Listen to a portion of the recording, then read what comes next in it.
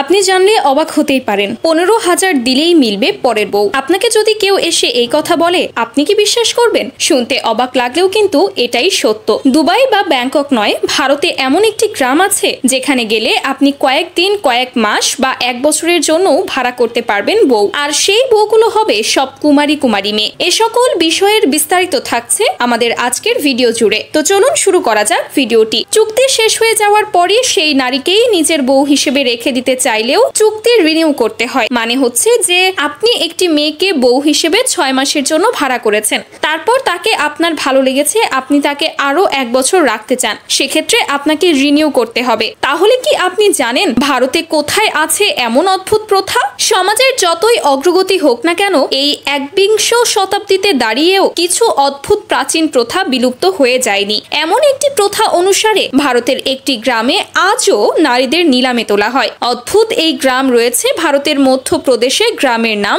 শিবপুরী। এখানে কুমারী মেয়েদের সুন্দর চেহারা আর মাতাল করার মতো বডি ফিটনেস দেখলে আপনি 15,000-এর জায়গায় 20,000 টাকা দিতে চাইবেন। শুধু কুমারী মেয়েই নয়, বিবাহিত নারীদের ভাড়ায় পাওয়া যায়। আপনার যেমন খুশি তেমন মেয়ে পাবেন এখানে। বিড করার জন্য 10 টাকা থেকে 100 টাকার একটি স্ট্যাম্প পেপারে স্বাক্ষর করতে হয়। সেখানে উল্লেখ করা থাকে আপনি কতদিনের জন্য সংশ্লিষ্ট নারীকে ভাড়া করতে চাইছেন। 1 বছর পরও আপনি যদি নারীর সঙ্গে পুনরায় চুক্তি করতে চান তবে আপনাকে আবারও বিড করতে হবে। এতে খরচও বেশি হয়। এই প্রথাকে বলা হয় দাতি প্রথা। কেউ কেউ এই প্রথাকে দাদিচা প্রথাও বলে থাকেন। জানা যায় প্রধানত আর্থিকভাবে দুর্বল পরিবারের সদস্যরা যারা মেয়ের বিয়ে দিতে অক্ষম বা পণের টাকা জোগাড় করতে পারেন না, তারা এইভাবে বাড়ির মেয়ে বিয়ে দেয়।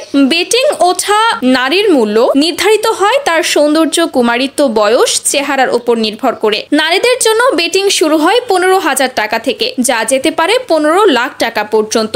এরপর 1 বছরের জন্য চুক্তি হয়। শোনা যায় গ্রামের বাজারে 8 থেকে 15 বছরের কুমারী মেয়েদের চাহিদা সবচেয়ে বেশি। বউ ভাড়া নেবার জন্য আপনাকে একটি চুক্তি করতে হবে। কয়েকদিন থেকে শুরু করে 1 বছর পর্যন্ত একজন নারীকে ভাড়া নিতে হবে। এর জন্য আপনাকে 10 টাকা বা 100 টাকার বন্ডের সই করে চুক্তি করতে হবে। পুরুষরা 1 বছরের চুক্তিতে বহু নারীদের ভাড়া করে। কেউ কেউ গৃহস্থলী কাজের জন্য নারীদের ভাড়া নিয়ে থাকে। অবিবাহিত নয় এমন পুরুষরা তাদের জীবনে কাউকে পাওয়ার জন্য এমন চুক্তি করে থাকে। বিয়ের পরেও নির্যাতন সহ আরো অনেক সমস্যার সম্মুখীন হতে হয় নারীদের। তো বন্ধুরা, এই ভিডিওটি ফেসবুকের টাইমলাইনে এখনই শেয়ার করে দিন এবং আপনি যদি সেই সঙ্গে নতুন নতুন এরকম তথ্য পেতে চান আমাদের ফেসবুক পেজটিকে ফলো করে রাখুন। আর আপনি বাংলাদেশের কোন জেলা থেকে এই ভিডিওটি দেখছেন আমাদের কমেন্ট করে জানিয়ে দিন। আমরা পরবর্তী ভিডিওতে আপনাকে ধন্যবাদ জানাতে ভুলব না। এতক্ষণ আমাদের সাথে থাকার জন্য আপনাকে অসংখ্য ধন্যবাদ।